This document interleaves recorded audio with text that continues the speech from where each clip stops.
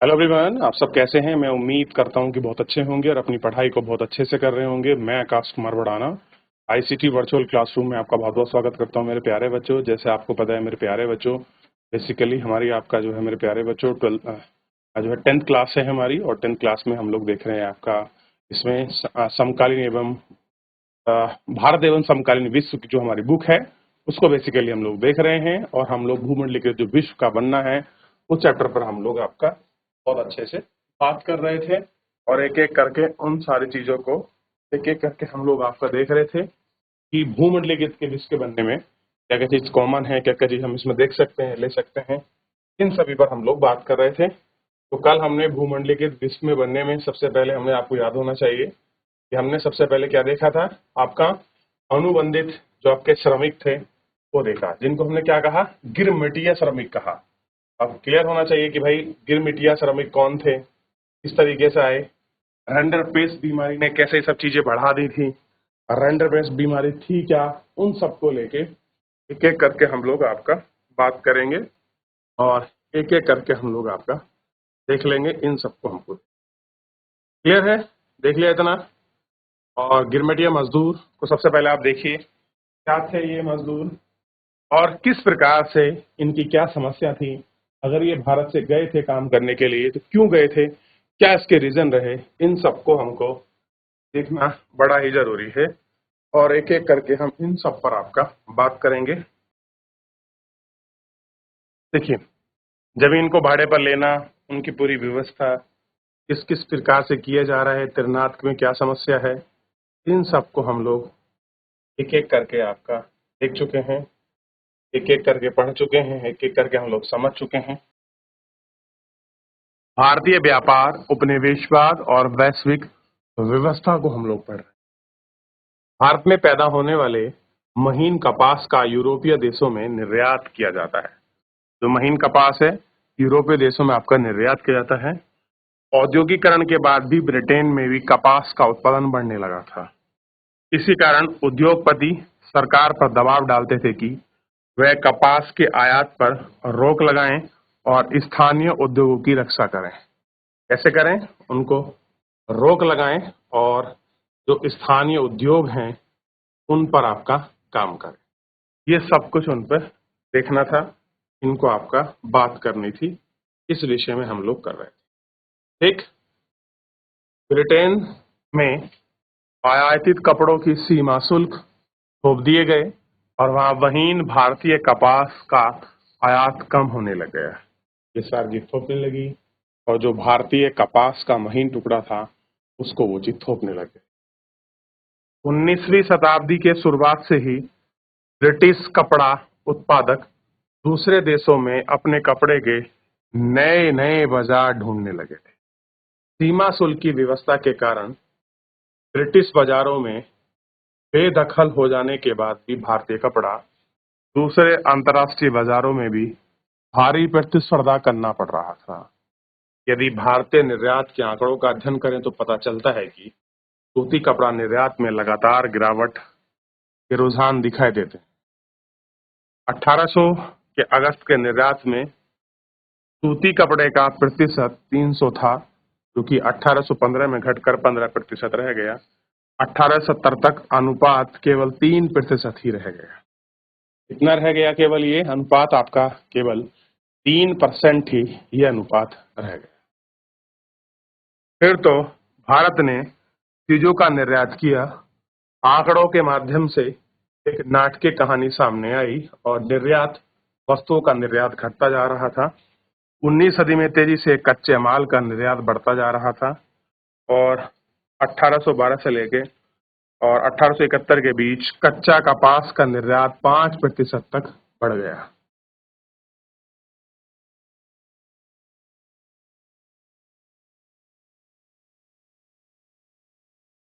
सूत और उसके साथ बहने वाली नदी में दूर दूर दिखाई देने वाले दृश्य 17वीं शताब्दी के दौरान 18वीं शताब्दी के शुरुआती सालों में उत्तर पश्चिम बंगाल से होने वाले समुद्री व्यापार का जो मुख्य केंद्र है वो रहा, और इसको हम गौर करके देख सकते हैं। प्रतिशत तक पहुंच गए। कपड़ों की रंगाई के इस्तेमाल में की जाने वाली नील भी कभी कभार दशक तक पढ़ने के निर्यात में होता था। जैसे कि आपने पिछली कक्षा में पढ़ा है कि 1820 के दशक में चीन की बड़ी मात्रा में अफीम का निर्यात किया जाने लगा। उस समय तक तो भारतीय निर्यात में अफीम का हिस्सा ही सबसे ज्यादा रहा। ब्रिटेन की सरकार भारत में कपास की खेती करवाती थी और चीन को निर्यात कर देती थी। अफीम के निर्यात में जो पैसा मिलता था, उसके बाद चीन से लाया गया चीन चाय और उसके पदार्थ का आयात करती थी। तो क्या करती ब्रिटेन सरकार भारत में अफीम की खेती कर रही थी। और आप जानते हैं अफीम की खेती बिहार और पूर्व उत्तर प्रदेश में बहुत बड़ी मात्रा में की जाती थी। और बिहार को लिए सबसे पहले कोलिज्म बनाने का मुख्य उद्देश्य अफीम की खेती करने को लेकर ही अंग्रेजों के मन में आई मनसा, ये हमको इसमें प्रतीत होती है या कह सकते हैं दिखाई देती है। 19वीं शताब्दी में भारतीय बाजारों में ब्रिटिश औद्योगिक उत्पाद बढ़ता गया।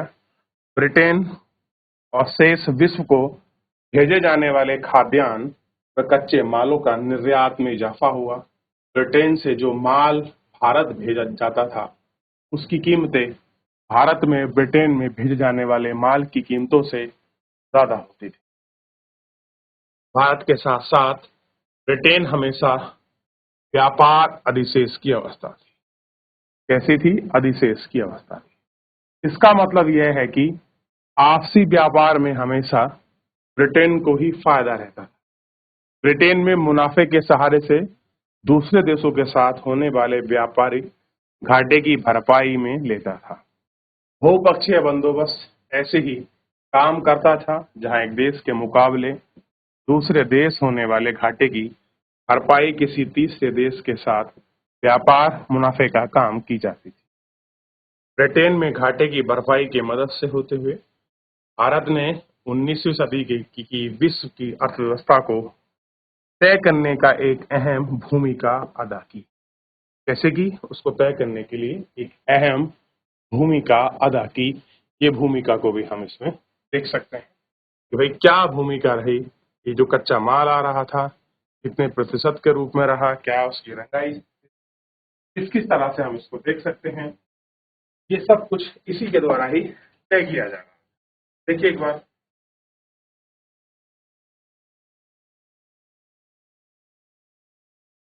देखिए आगे बढ़ जाएं। ब्रिटेन के व्यापार से जो अधिशेष हासिल होता था, वह होम चार्ज देसी खर्चे पर निपटारा होता था। इसके तहत ब्रितानिया अफसर और व्यापारियों द्वारा अपने घर में भेजी गई निजी रकम, भारतीय बाहरी खर्चों पर ब्याज, भारत के काम चुकाने वाली ब्रितानिया अफसरों की पेंशन, ये सारी चीजें आपके शामिल थी। और इसमें एक एक करके हमको आपका दिखाई देती है। क्लियर है? और हम इसको देख सकते हैं। सबसे पहले गोवा में हम इसको देखेंगे, सूरत को देखेंगे, मछलीपट्टनम को देखेंगे, बैंकॉक, मलक्का, बेमिटिंग, हुगली, कैटॉन, बसरा, बंदर अब्बास, मकस, जेदा, माचा, ये सारी जगह हैं जो आपको दिखाई देगा। आगे बढ़े, देख लिया। महायुद्धों के बीच अर्थव्यवस्था है। कह रहे हैं कि जो महायुद्ध हैं उनके बीच जो अर्थव्यवस्थाएं हैं उनको देखना है। पहला महायुद्ध मुख्य रूप से यूरोप में ही लड़ा गया था, लेकिन उसके असर सारी दुनिया में महसूस किया गया। इस अध्याय में हम जिन चीजों पर विचार कर रहे हैं, उनकी दृष्टि से एक महत्वपूर्ण प्रभाव यह रहा है कि इस युद्ध का विश्व अर्थव्यवस्था को एक संकट की ओर ढकेल दिया, जिससे उभरने वाले दुनिया के 3 दशक से ज्यादा समय लगा। इस दौरान पूरी दुनिया के चौतरफा आर्थिक और राजनीतिक अस्थिरता बनी रही और अंत में मानवता एक विनाशकारी महायुद्ध के करार करने लगी। कहां पहुंच गया? एक महायुद्ध के तरफ आपका चली गई। और उस महायुद्ध को हमने युद्धकालीन रूपांतरण। जैसा कि आप जानते हैं कि पहला विश्व युद्ध 2 खेमे के बीच लड़ा गया। पहला है मित्र राष्ट्र यानी कि फ्रांस, ब्रिटेन और रूस। ये खेमा कौन सा था? ये खेमा था आपका मित्र राष्ट्र का। तो मित्र राष्ट्र में कौन था? ब्रिटेन, फ्रांस और रूस, ये मित्र राष्ट्र है। दूसरा क्या था? सेंट्रल पावर या धुरी राष्ट्र, केंद्रीय पावर। अब दूसरे कौन थे? केंद्रीय शक्ति, यानी कि सेंट्रल पावर को बेसिकली हमको देखना।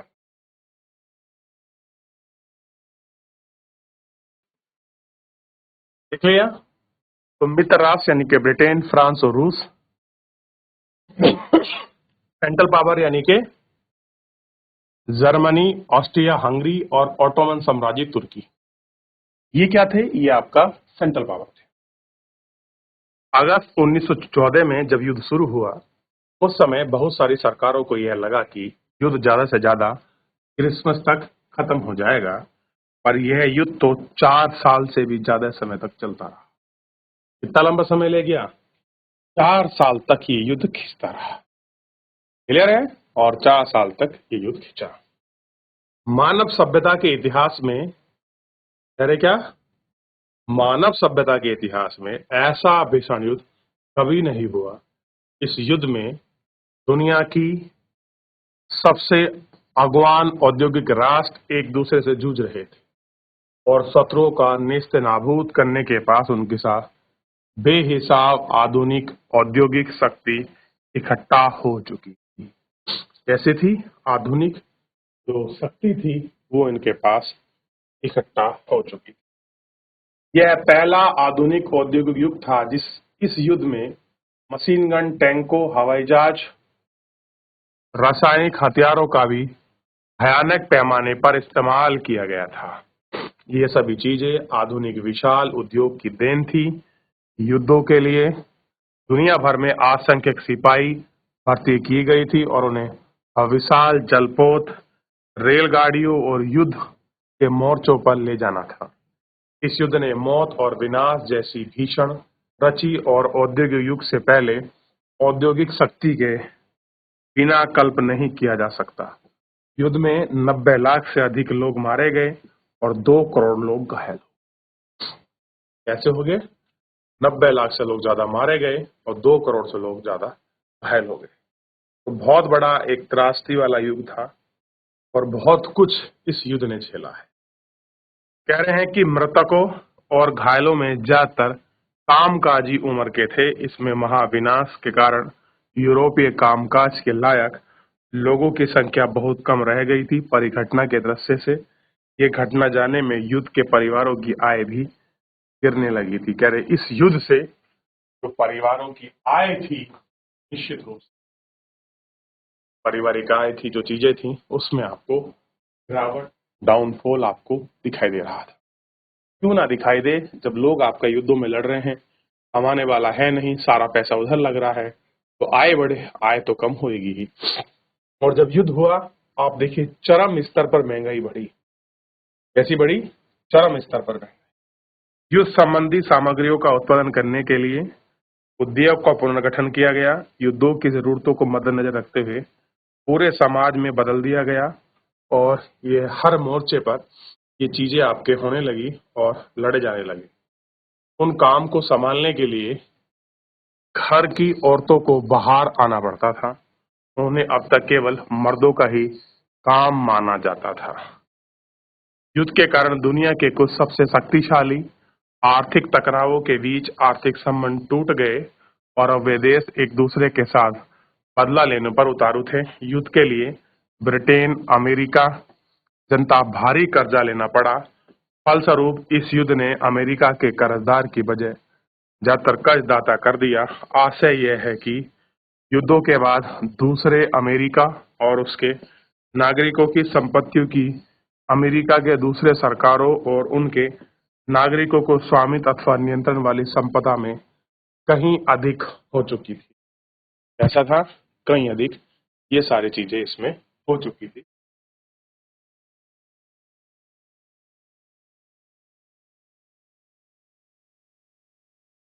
युद्ध उत्तर सभा। युद्ध के बाद आर्थिक स्थिति को पटरी पर लाने के लिए का रास्ता काफी मुश्किल साबित हुआ। युद्ध से पहले ब्रिटेन दुनिया का सबसे बड़ी अर्थव्यवस्था, युद्ध के बाद सबसे लंबा संकट उसे झेलना पड़ा।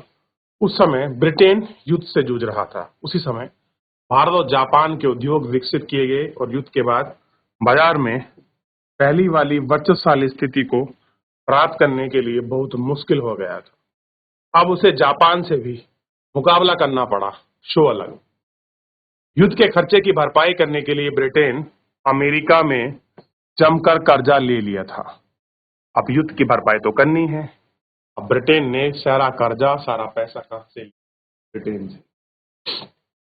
इसका परिणाम यह हुआ कि युद्ध खत्म होने तक ब्रिटेन भारी विदेशी कर्जे में दब चुका था। अब क्या हुआ कि युद्ध की पूर्ति करने के लिए पैसा चाहिए। भारत में तो एक निश्चित आय आ रही थी। अब युद्ध उनके उम्मीद से ज्यादा में पैसा खर्च हो गया। 1 साल का युद्ध करना था, 4 साल खिंच गया। अब 3 साल का एक्स्ट्रा पैसा कहां से आए? वो सब आपका कर्जे के सहारे लिया गया। और जब कर्जा पे लिया गया तो कर्जा देने को कोई देश तैयार नहीं था। जो ले रहे थे वो आपस में लड़ रहे थे या खुद युद्ध कर रहे थे। ऑप्शन आया यूएस का, और यूएस से कर्जा मांगा ब्रिटेन ने, और कर्जा इतना हो गया कि अब ब्रिटेन कर्जे में दब चुका है। युद्ध के कारण आर्थिक छदम का माहौल पैदा हो गया, क्योंकि मांग उत्पन्न और बेरोजगारी का भारी इजाफा हुआ। और जब युद्ध के कारण पैदा हुआ छदम शांत होने लगा, युद्ध गिरने लगा, बेरोजगारी बढ़ने लगी। दूसरी ओर सरकार भारी भरकम युद्ध संबंधी व्यय पर कटौती शुरू किया ताकि शांतिकालीन करों को सहारे उनकी भरपाई की जा सके। इन सारे प्रयास और रोजगार की तादाद खत्म हुई। 1912 में 5 साल से एक ब्रिटिश मजदूर के पास नहीं था।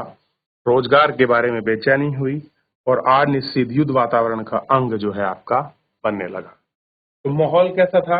ये सारी चीजों में माहौल आपका बनने लगा, चीजें अलग होने लगी, ये जटिल होने लग गई। धीरे धीरे धीरे धीरे ये सारी चीजें आपको इसमें दिखाई देने लगी। क्लियर है कि किस तरीके से ये चीजें हो रही थी? क्लियर है? आप इन्हें देखेंगे।